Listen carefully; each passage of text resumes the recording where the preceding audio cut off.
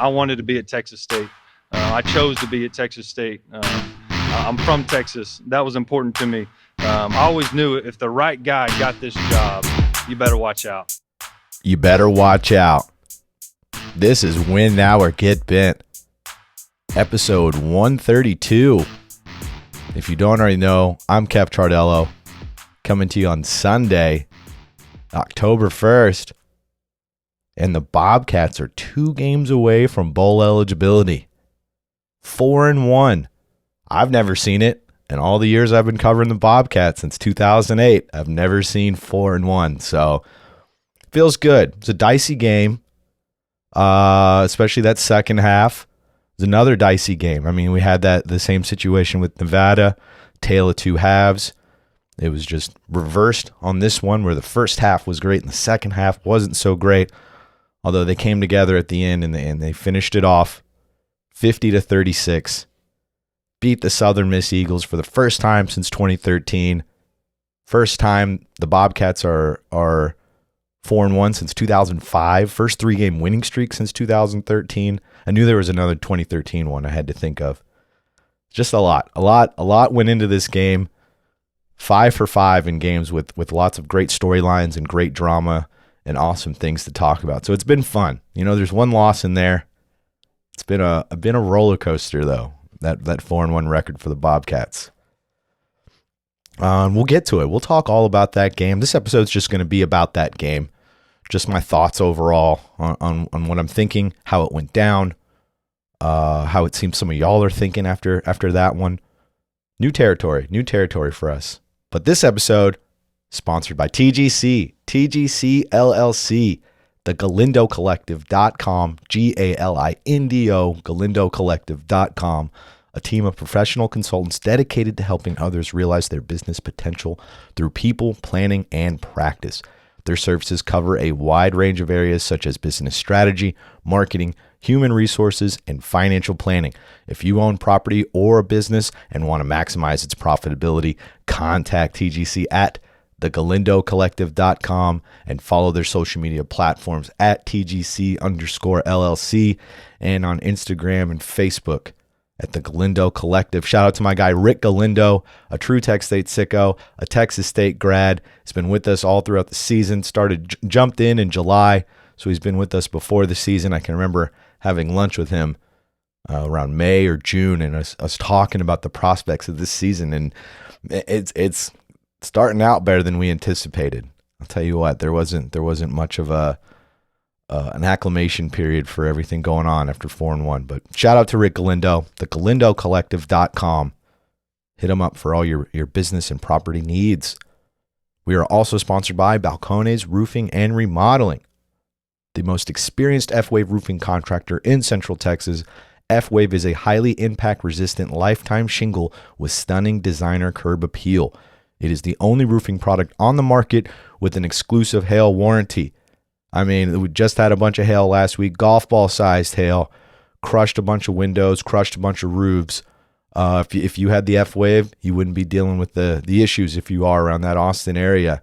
So hit up my guy Carl Larson, new sicko over there, converted Gamecock. He's been jumping on the Bobcats this season. Great season to jump in, Carl. I hope you're still digging it, wearing that maroon and gold. But you can hit them up, BalconesRoofsAustin.com. That's Balcones, BALCONES, roofsaustin.com, 512-937-8805. It's 512-937-8805. And follow them on Twitter at Balcones Roofing. Good follow on Twitter. Tweet more about the Cats. We are also sponsored by a guy who tweets too much about the Cats. Never such thing. You can't tweet too much.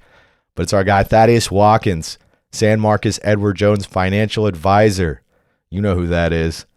Does your financial advisor take the time to really listen to you? Is your financial strategy personalized to you and your family? Will your financial advisor be there as your life and financial situation change? When you work with Thaddeus Watkins, your San Marcos Edward Jones financial advisor, he focuses on what's important to you. You'll work together and use an established process to create a personalized financial strategy backed by the advice, tools, and resources to help you reach your goals. Contact Thaddeus Watkins at 737-373-8200.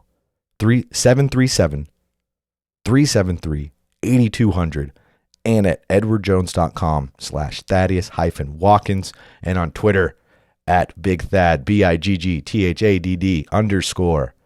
Definitely worth following him on Twitter. Shout out to my guy Thad Watkins, former Texas State player. Now he's a sicko just like one of us, going crazy at all the games, even helping out recruiting some of these players. So shout out to Thad Watkins for sticking around. Who better to protect your finances than a former Texas State offensive lineman? So hit up my guy Thad. And we are also sponsored by Austin Patchmaster. Austin.patchmaster.com. Is your ceiling or wall cracked? Need that popcorn ceiling removed? Did you punch a hole in your wall after the Bobcats let go of that 42-10 lead? Made it a 6-point game, but inevitably finished it up. You can call my guy, Michael Clements. He'll come out and fix it. They're servicing the greater Austin area, but they can give you referrals to Dallas, Houston, anywhere you're living, because Patchmaster, they are a franchise. He can definitely help you out. Contact them at austin.patchmaster.com and call them at 512-200-3888. It's 512-200-3888. Shout out to my guy, Michael Clements, a true Tech State sicko, Tech State grad, one of our first sponsors. Glad to see him back in the mix. So I'm calling for Texas State football to unblock him. Unblock my guy. Whatever he said, he didn't mean it. We all get emotional after losses. All right. Thank you to the sponsors. Appreciate all of you. Let's get to these Bobcats. Let's talk about this game. This was an interesting game. I mentioned a tale of two halves, and I wrote down this little note because I knew I wouldn't remember it. I needed to write this one down. So let's talk about the second half of Nevada and the first half of Southern Miss. Texas State in the second half of Nevada, 35-7. In the first half against Southern Miss, 42-10. So if you combine those two halves, that's a 77-17 advantage. Now, let's combine the first half of Nevada with the second half of Southern Miss. Getting a little weird here. Hopefully you're still with me. Bobcats were down 17-0 first half against Nevada. Second half against Southern Miss, they were outscored 26-8. That's 33-8. Disadvantage for the Bobcats. That's the difference in those four quarters versus the other four quarters of the last two games. 77-17 in favor of the Bobcats, 33-8 in favor of the other teams. That's some inconsistency. And that's where that's the biggest takeaway from this game. Even though they won, and it's 4-1, and it feels incredible. It does. It feels really good to see this team. They're 2 games away from bowl eligibility.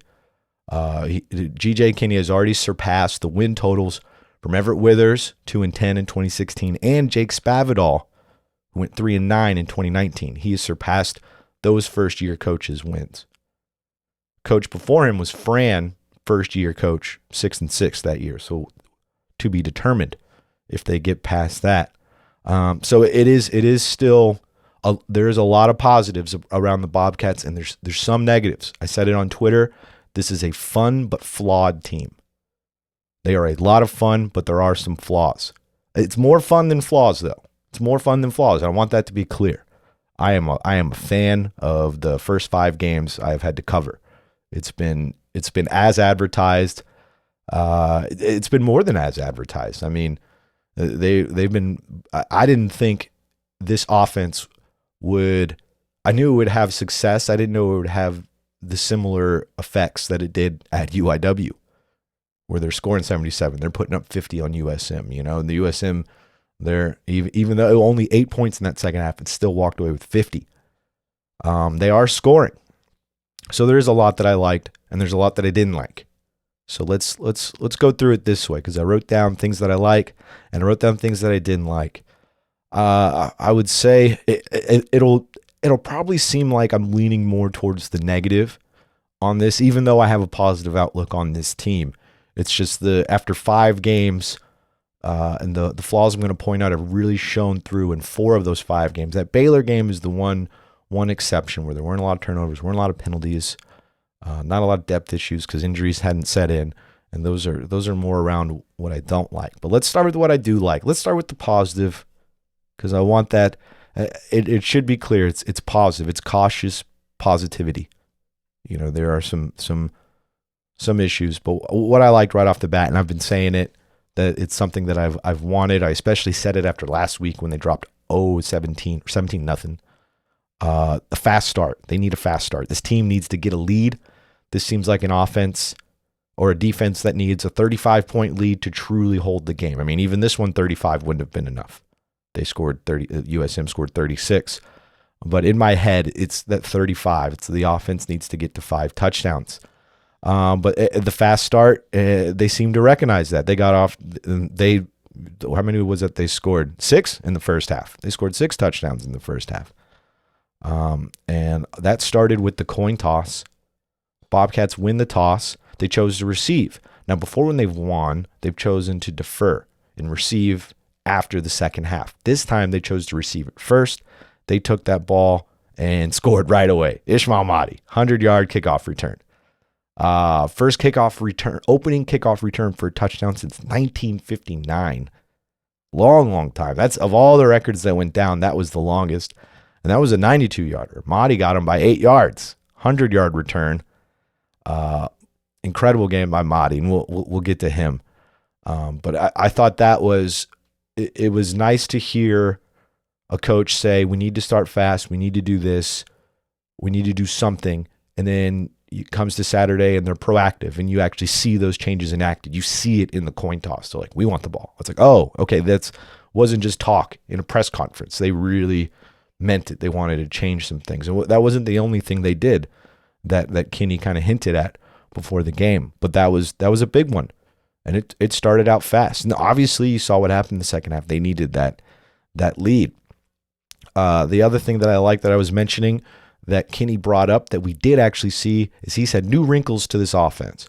Said the preseason was over with non-conference. Now we're starting the real season.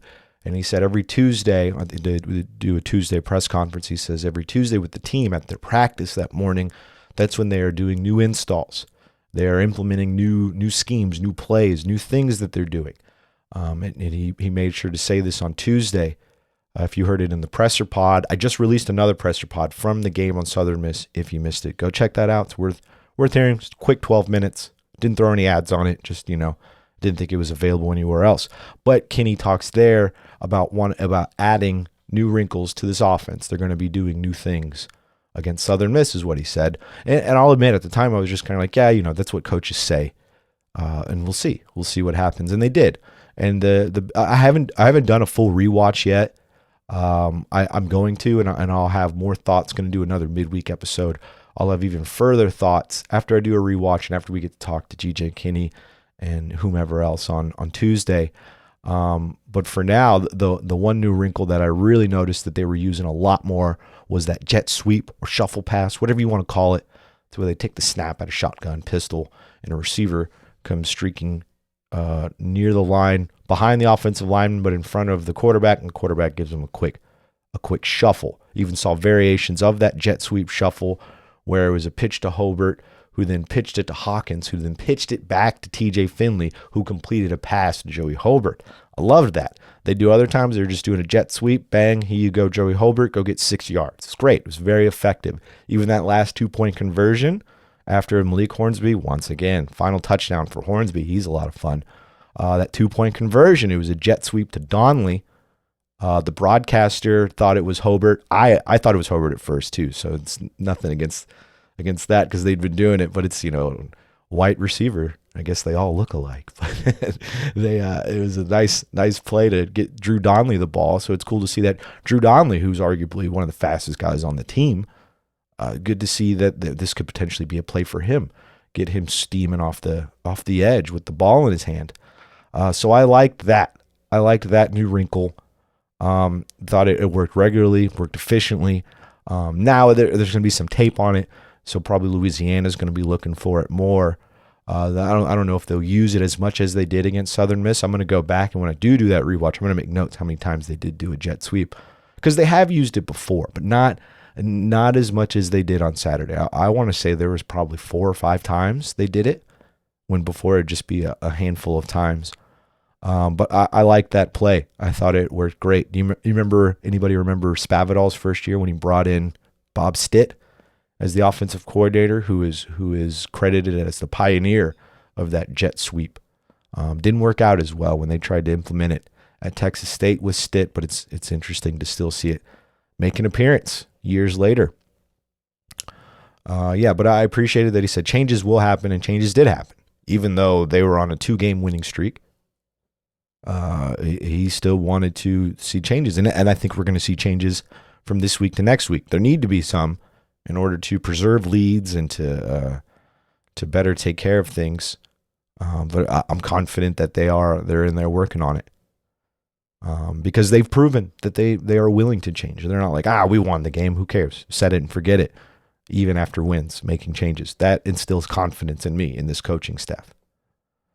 What else I liked? TJ Finley. When he has a clean pocket, that guy is a stud. Pocket's not always clean. I think he was sacked 3 times. It wasn't a terrible job by the offensive line, but that's a pretty tough front seven. Even though they had some injuries, you saw them start to come alive in the second half and get after the quarterback. But I mean, TJ Finley has been playing lights out. I feel like he's getting credit. People are talking about it, but he's not getting the credit I think he deserves. So far this season, he's 99 for 136. That's 73% passing, 72.8 if you want to get technical. For 1,393 yards, just under 1,400 yards, 10 touchdowns, 1 interception. He's 4-1 as a starter. And we also need to keep in mind they have packages for another quarterback. So they're not necessarily splitting time, but there's another quarterback on his heels, and he's putting up these numbers, this type of production. It's impressive. Through 5 games of the TJ Finley experience, it's been quite a game. I also liked 517 total yards from this offense, another 500 plus yard offense, 178 yards rushing, 5.2 per carry. Sometimes that's an issue. We'll talk more about running. It looked good with Mahdi and Davenport. But we'll talk more about that. As I'm thinking about it, I kind of want to pull up the rushing stats just while I have it here. Yeah, okay. I was trying to see if anybody else got a carry that wasn't Hornsby or Jeter besides Davenport and Mahdi. See if anything for Hill or Demarius Good, but definitely not. Malik Hornsby. I like Malik Hornsby. This is the 3rd game in a row where he has scored that coup de grace touchdown, ended the game. The Bobcats Iceman, as Tom Madden put it on Twitter. I like that one for him. He finishes the game with 4 touchdowns in 3 games. His role will continue to grow. That's what G.J. Kinney said in the press conference after that game at Southern Miss. Go listen to that again. Presser Pod is available. You can hear him say that. So we're going to see more of Hornsby. Even though Finley's playing terrific, going to see more of Hornsby. What a problem to have. 2 quarterbacks that are dangerous in different ways. It's an interesting 2 interesting weapons in G.J. Kinney's arsenal. The one thing about Hornsby, though, is because if I'm remembering correctly, he wasn't credited with an appearance against UTSA. Didn't appear against Baylor. Came out, but didn't take the snap against UTSA. So I don't know if that appearance counts. But now he's made an appearance in 3 straight games. As soon as he makes an appearance in a 4th game, or maybe it's the 5th game, he can't use a red shirt. And he's somebody who hasn't used a red shirt. Surprisingly enough, his I don't know how much I've talked about this. I think I've talked about it. His first year of college was 2021, after the 2020 open eligibility season. So he just missed out on that. He was a true freshman in 2021, played more than 4 games. As a true sophomore in 2022, played more than 4 games. So no red shirt. So right now, he's a junior at Texas State, and he started in 2021. And once he gets past 4, he won't be able to use that red shirt again, which means he'll have 1 year of eligibility once that happens. Now, when you look at Finley's first year was 2020, open eligibility. He then transfers to Auburn, only burned 1 year of eligibility because that second season he was at Auburn, last season he only played 4 games, redshirt.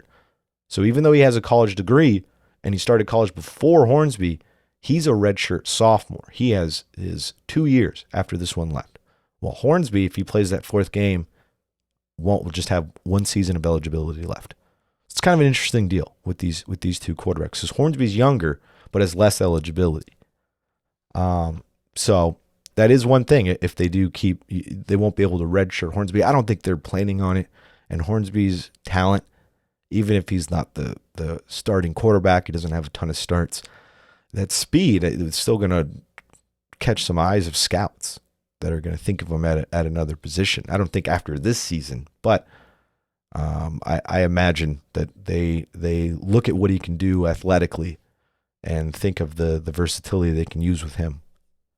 But interesting deal with the quarterbacks. Very happy with the quarterback play. I like 2 receivers over 100 yards as well. I didn't write that one down, but that's something I did like that I should mention. Joey Hobart, 10 catches, 126 yards. 5 or 6 for Hawkins for 101 yards. I like that. It was good to see 2 of them get over 100 yards. I like the scoring of this team. Obviously, who wouldn't? This offense scores. It's another thing I really, really like. They still lead the Sun Belt, 43.4 points per game. It actually went up after scoring 50. They lead the Sun Belt in points per game, 43.4. Total offense per game, 491.4 yards per game. Rushing touchdowns with 19 rushing touchdowns in 5 games. That Jackson State one really busted open. I think they had 8 there. But they're 3rd in yards. Lead the Sun Belt in rushing touchdowns, 3rd in rushing yards. And they lead in kickoff return touchdowns with 1. They're the only team with a kickoff return touchdown in the Sun Belt. And yards per return, 29.4, which was pretty good. 29.4 every time they catch it, it's 30 yards. Although I can't remember who it was on the kickoff return. May have been Donley when Mahdi was gassed. They're probably trying to give him a break. He caught it deep into the end zone, tried to run it out, got stopped at the 10. Because that's something Mahdi does. He'll catch in the end zone, run it out, and still get it past the 25. That's why I knew it was a matter of time before he broke one. There were so many kickoff returns where it's like, oh, he's going to get it. He's going to get it. Oh, caught by one guy. Probably had 3 or 4 of those in the first 4 games. So that was impressive. There is some dicey return stuff. Joey Hobart I guess I'm not in the what I don't like part, but I'll just bring this up anyway. Joey Hobart on the punt return where it's rolling on the ground, but another player touched it, so then he went after it, and then they had to review it to determine that a Southern Miss player did touch it. But even so, even if they did touch it, don't touch the ball. I've seen Hobart do this before where the ball's rolling, and he's like, oh, it's rolling right towards me. I'm going to scoop it and get some extra yards. Just, I don't know. Maybe they're coaching him different. Maybe this is just me where I'm saying don't touch it, but don't touch it. I don't know. That one seems like that. It's gonna be a problem if he keeps trying to do that. Okay, back to things I like. Because I'm still on things I like. Mahdi is tied for the Sun Belt lead with 9 touchdowns. He's 5th in rush yards at 488. A lot of good running backs in the Sun Belt. Because 488 is a lot through 5 games, and that's 5th. 9.8 yards per carry. I think I mentioned it. 4 touchdowns, opening kickoff touchdown, 3 other rushing touchdowns, all of them in the first half. He almost had 5 touchdowns. Would have been a hat trick. Would have been the kickoff return, the 3 rushes, and then in the second half, he almost had a 90-yard receiving touchdown on probably the craziest play I've ever seen.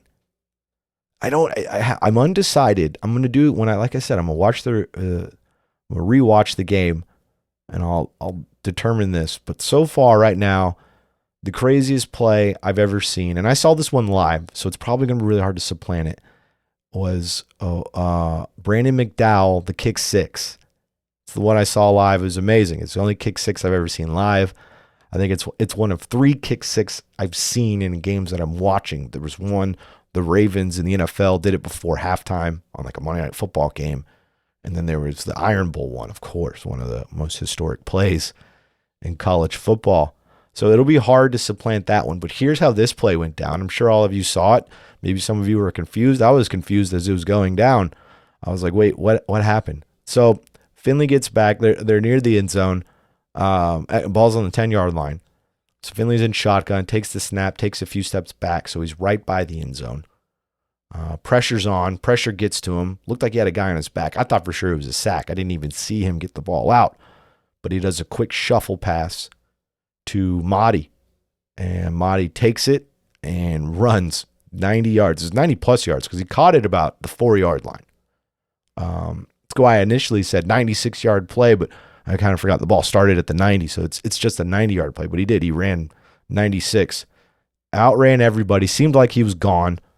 Looks like he slowed up just a little bit before the end zone. Ball knocked out of the end zone. Touchback. Southern Miss ball.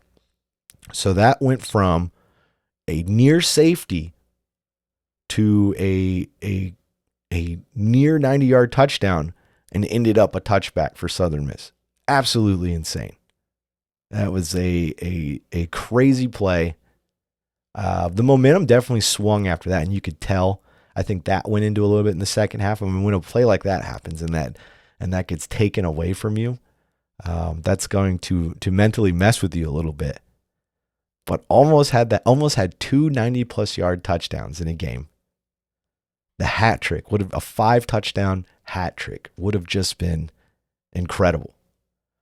I mean, because right now he's the first player at Texas State in the FBS era to do this. Last player to do it was 2008, Carrington Bush, to have a receiving touchdown, a rushing touchdown, and a kickoff touchdown in the same season. He almost did it in the same game. Shout out to Carrington Bush, 2008. This is my first year covering the Bobcats, 2008. Texas State wins the Southland Conference. Drove out to Sam Houston State to see it happen. Carrington Bush scored the game-winning touchdown in overtime. That was good stuff. Good year for Texas State, so it's cool to look back on stats from that year. It's been the fun part about a lot of these records going down. It's like, wow, first time since, and you get to go back and look at good times. When Texas State, oh yeah, then 2005, 2008, 1983. You forget that 1983 after Wacker left, what a good year for John O'Hara. But yeah, it's been fun. Fun first 5 games of the year. I mentioned it was the first 3-game winning streak since 2013. They then lost their last 3 and ended up 6-6 that season. So that's kind of tough. Got to avoid that. 4-1. Never seen it here. Hard to be mad at the results. Fun but flawed. You know, a lot of flaws. In fact, let's segue to the flaws. That's a lot of good positivity. Ooh, interception by Brian Holloway. I wanted to mention that. That's another thing I liked. Yeah, let's do that. Let me think of some plays and players that I was impressed with. Titus Lyons getting in there quite a bit. Saw he had a catch, nice 7-yard catch. Same with Sean Shaw at that tight end spot, but we saw a lot of blocking from Titus Lyons. Connor Fox still hurt, apparently.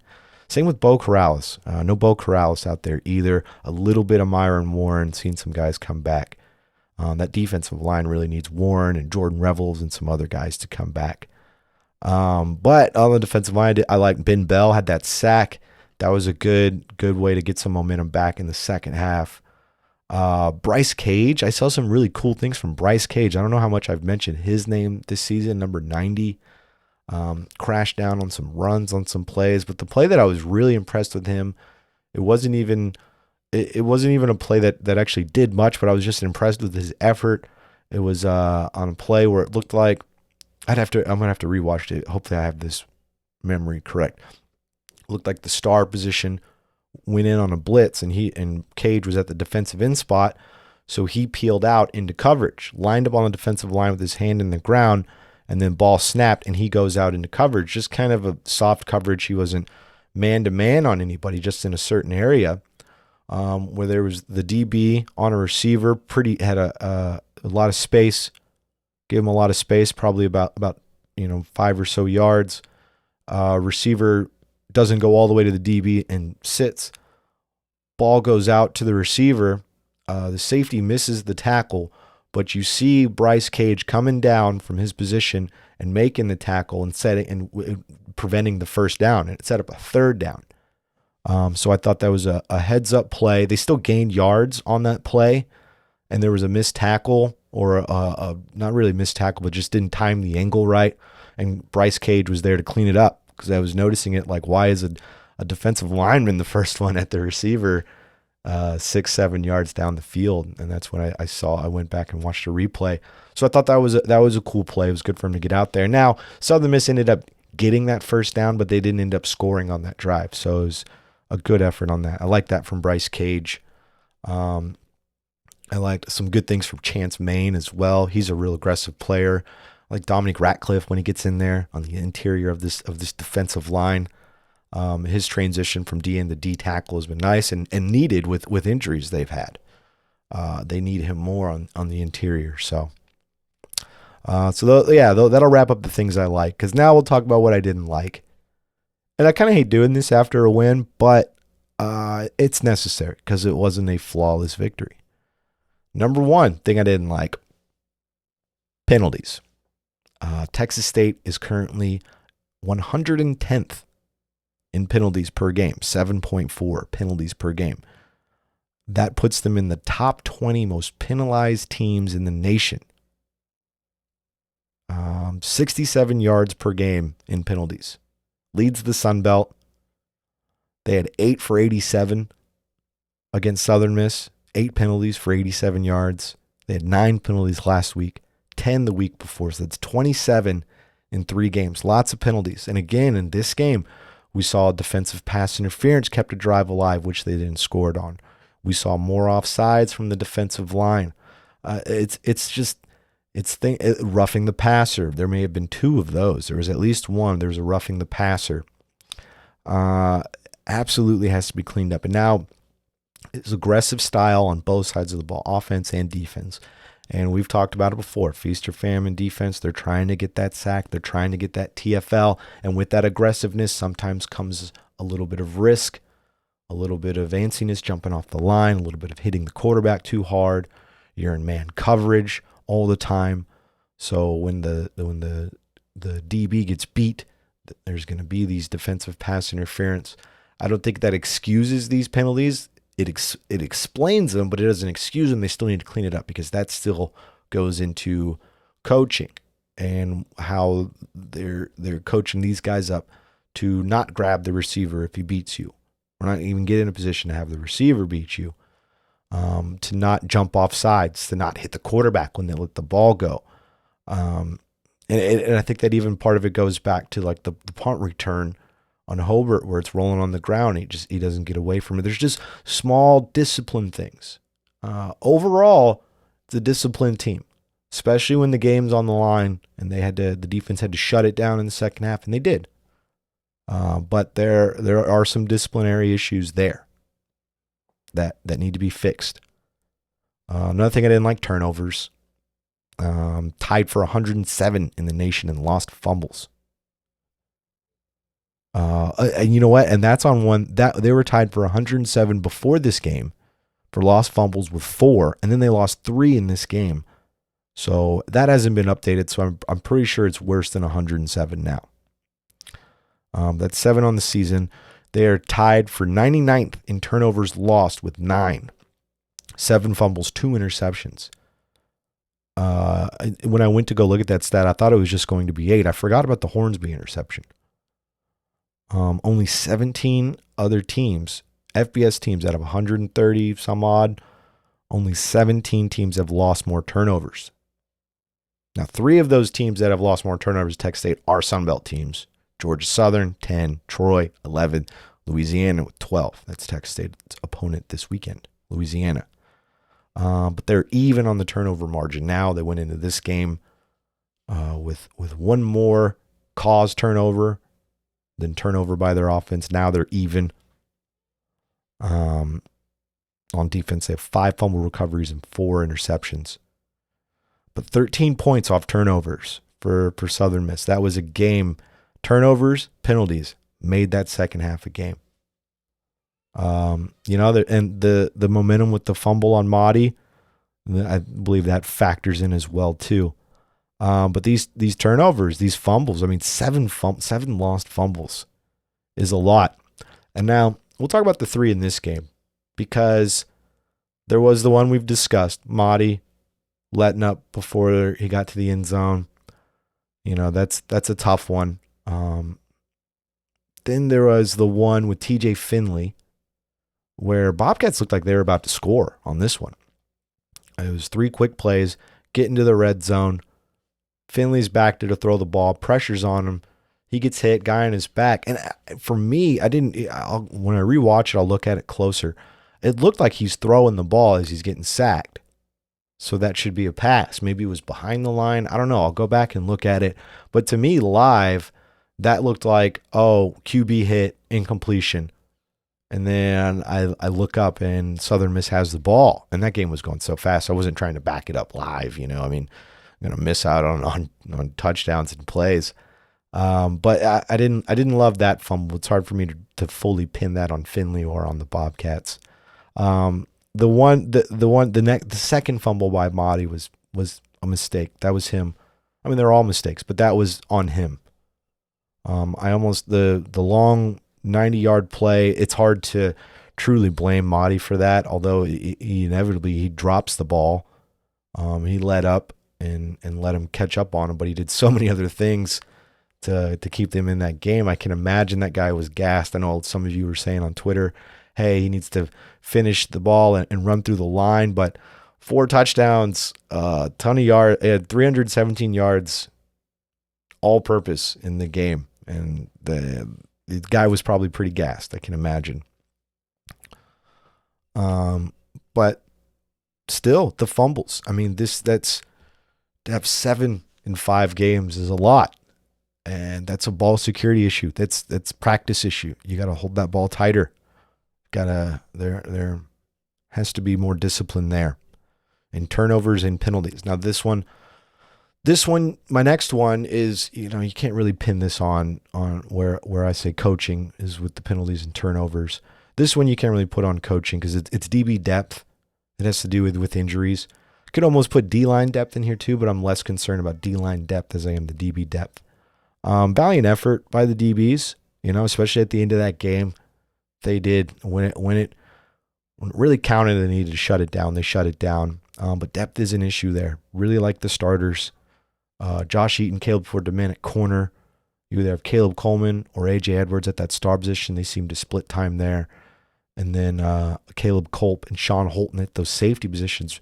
Really like the starters. Even like Chris Mills off the bench.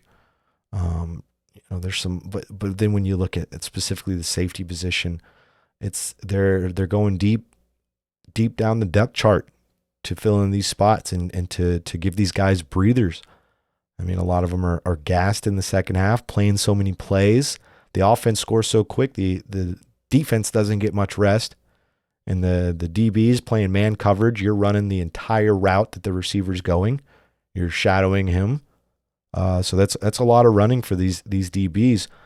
And with Torrey Spears out, Darius Jackson didn't even get to play a game this season. That was one of the Missouri transfers. He hadn't been able to get in there. Now Spears out for the rest of the season.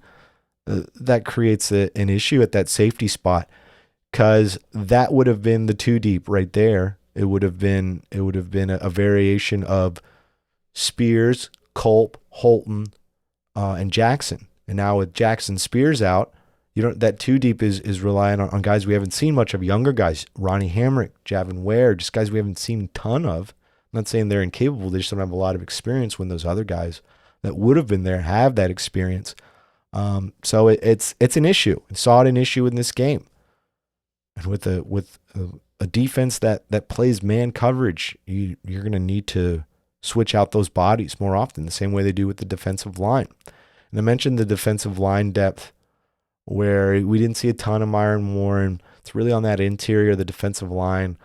Jason Gold, we talked all about him in fall camp. They brought up Jason Gold. They gave him number 10 on the defensive line, and no injury announced, just not on the team, still on the roster, deleted his Instagram. I don't know what's going on with that one. I've asked around, and they're really close to the vest with it, but it's coming to the time where we need some clarity with it. We're getting to the halfway point of the season. So they're going to get some guys back. I think Myron Warren's just being acclimated slowly. Jordan Revels seems like he should be back. They said 1 to 3 weeks before this game. So at least in the next 2 weeks, maybe Jordan Revels back. defensive depth. I mean, because even last week, defensive player of the week, Brian Holloway, interception. Nice for him. He, after that performance last week, he was having to take an IV at halftime though, because he was playing every snap in the first half. So even at linebacker, there's depth issues. I feel like there's good depth on offense, and I thought there would be more on defense, but injuries have created a situation there. So something to keep an eye on. DB depth. Some of these younger guys, Hamrick, Javin Ware, other guys we haven't seen a ton of. We saw John Blunt get out there. Some of these guys, they're gonna have to step up, and their role is gonna have to increase. And I mentioned that a lot of them don't have experience. Well, best way to get that experience is to get out there.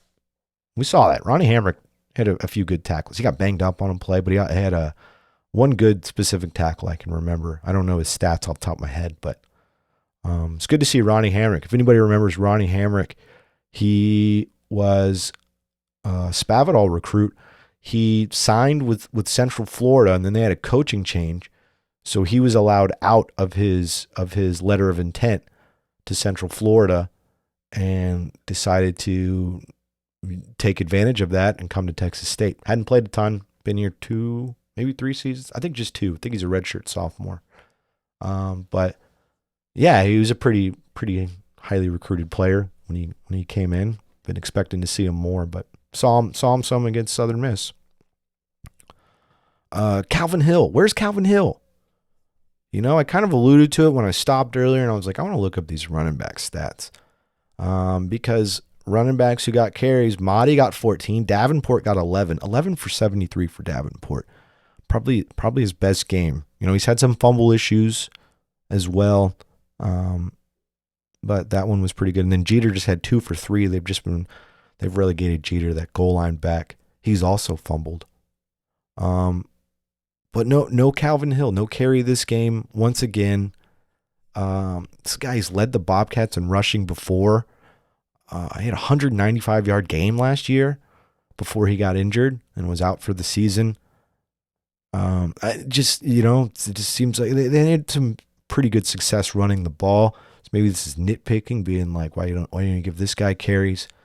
But it seems like they like he said, GJ Kinney said he wants to use 4 to 5 running backs, just like Gus Malzahn, where he came up from, back to Tulsa days and everything. Seems like they would want to use him more if that was their philosophy.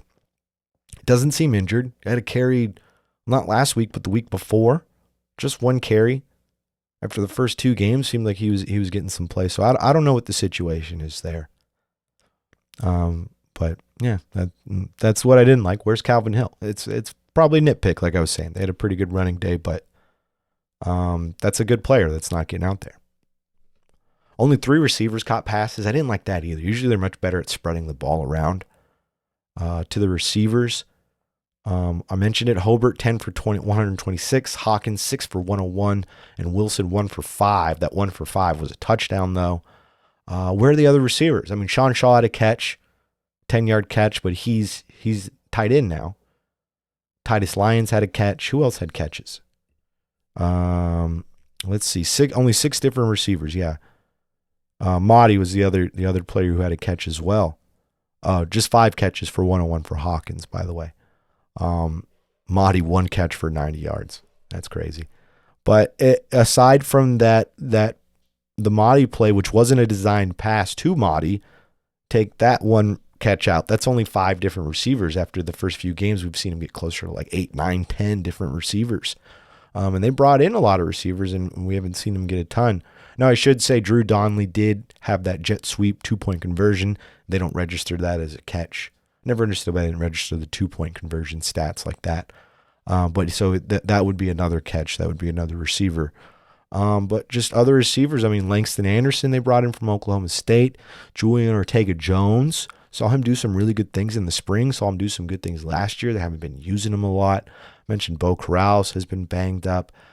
There's other receivers that aren't making catches. And I, especially looking at how they were at Incarnate Word, how much they spread the ball around, I anticipated them using the whole lot of those receivers, and they're really not. So we'll see what they do. If they increase that, maybe get some other receivers in the mix. Before we've seen Chris Don as well. He's the true freshman. Saw him make some catches. But missing a lot of those receivers that I was anticipating seeing this season. Haven't seen a lot of them. This week though, Louisiana, the Raging Cajuns, Bobcats have never beaten Louisiana. I think I have that right. Let's look that up real quick, real time, while I'm here talking with you. I just want to see, because I don't think they've ever. Yes, 9 wins for the Raging Cajuns, 0 wins for the Texas State Bobcats. Shout out to Winsipedia. Got to know that one if you're a college football fan. It's a great website. First game was 2013, so all 9 of these games have been since 2013. Consecutive too. Let's see, 13, 14, 15, 16, 17, 18, 19, 20, 21, 22. Yeah. So this will be the 10th consecutive meeting with the Raging Cajuns. Bobcats have not beaten them one time. We saw that at another time. You remember Baylor. There was nine wins in favor of the Baylor Bears for the first game of this season. That was a much longer. This one was the Raging Cajuns started in 2013. That one started, 1909, I think? Long time ago. So we've seen that go down before this season. That would be a big monkey on the Bobcats' back, is getting over Louisiana, because they've had some bad losses. I mean, the first one was 48-24, 34-10, 49-27, 27-3, 24-7, 42-27, 31-3, 44-34. Remember that 2020 game? Oof, 2021 was 45-0. And then last year was 41-13. Tough opponent. They're right with the Cats and sacks. I know James Madison is leading the conference, but they're a tough team. Just lost to Minnesota, but we'll talk more about the Raging Cajuns. I'll get another preview episode for you towards the end of the week. We'll do another midweek one. Want to get another interview in there. We'll do an interview, and then I'll give my thoughts on what we had to hear from the press conference on Tuesday, and what my extra thoughts after watching the recap and where this team is at and everything. So we'll do another midweek this week. Seemed like y'all really like that one. Check out our Patreon page, patreon.com/whenhourgetbent. Check out our merch site, wnogb.com. I'm not wearing merch today. If you're watching the YouTube channel, When Hour Get Bent on YouTube, make sure you like, subscribe, comment. If you're watching on the YouTube channel, I just got a Bobcat shirt on. 4-1. I've never seen him go 4-1. I usually try to be the professional journalist and not wear the logo of the team you cover. But today, I'm going to give him a little bit of shine, because I know I was kind of negative on the things I didn't like, but overall, my feelings for this program are positive. I have the most fun beat in the state. I can confidently say that this is a ton of fun to cover this program. I'm having a blast. So shout out to the Bobcats. I know one of you sickos sent me this shirt. I was trying to look for the DM. It was like probably a year ago. They made this. Look at it. You see, it's the old guy. If you're old Boco, if you're watching on the YouTube, it's a great shirt. I was trying to find the DM. If you're listening to this and you sent me a shirt and you're not watching the YouTube channel, go watch YouTube, see if it's the shirt you sent me, and DM me. So I can't find your DM, but I wanted to give you a good shout out. I love this shirt. I wear it pretty often. Just DM me and said, hey, what's your address? I want to send you a shirt. That's always a good way to get my attention. Free shirt. But yes, like I said, YouTube channel. When Hour Get Bent on YouTube. Hit us with subscribes. Hit us with a subscribe. Trying to get those subs up. Trying to get to 500. I bet we can do it by the end of the season. I think, or would we over 300, 310, somewhere around that. We've got lots of cool little shorts on there as well. Something the wizard, Zachary Webb, figured out. You can, from the recaps of the game that we have, the cinematic recaps, take some of the highlights and put them in the short. So if you don't want to watch the full recap, you can just catch some of the great highlights. We've got Hornsby's touchdowns and Finley doing his thing and Cole Wilson and Mahdi, of course. Pretty cool stuff. So go check out our YouTube channel. No cinematic recap this week because we weren't there. We weren't in person in Mississippi. I'm sure the school doing. They've been doing really good ones as well. So we'll look out for theirs. Follow us on Twitter at WinNowOrGetBent. Follow us on Instagram at WNOGB. Make sure you like, subscribe, comment, spray paint it on a wall. Do whatever you got to do to get the word out. Tell your friends, tell your family. Let them all know about Win Now or Get Bent. Trying to grow as big as we can. Thanks to our sponsors, TGC, Balcones Roofing and Remodeling, Thaddeus Watkins at Edward Jones San Marcos, and Austin Patchmaster. Thank you to Zach Webb, the Wizard, working extra hard last week, getting those midweek episodes. Going to do it again this week. We found a good workflow with it. So thanks to him for putting up with all that and all my stuff, making the pod look good. And of course, the sickos. Thank you so much to all of you for tuning in, making this a banner year for not just the Bobcats, but for Win Now or Get Bent. It's been a terrific season, and it's owed to all of y'all. Without y'all, this is not possible. So thank you very much. But all right, that'll do it, everybody. Win now or get bent.